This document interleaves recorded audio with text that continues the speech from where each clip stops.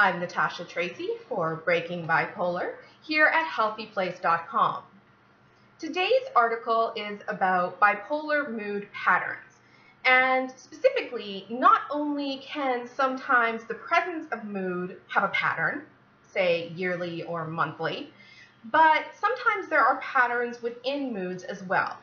So for me, I can be in a depressive episode, and what tends to happen is that in the morning I am more functional, in the afternoons I may not be functional at all, and in the evenings I can be very severely depressed. So this pattern tends to happen every single day. It's quite predictable. So when you're dealing with a predictable pattern, I think that it's important to work with it rather than work against it. So for me, I plan my days around that pattern. Something I do, for example, is I go grocery shopping at 7 o'clock in the morning. I do this because if I wait until the afternoon, chances are very good that I'm going to be so dysfunctional that I simply won't do it.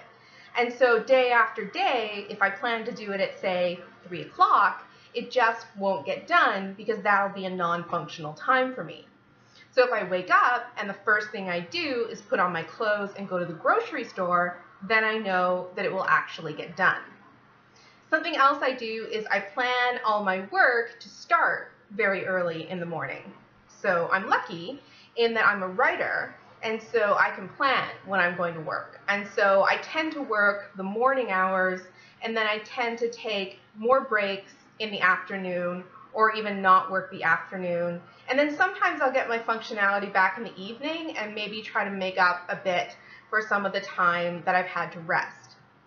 But the point is, I think that you can't ignore the predictability of that pattern.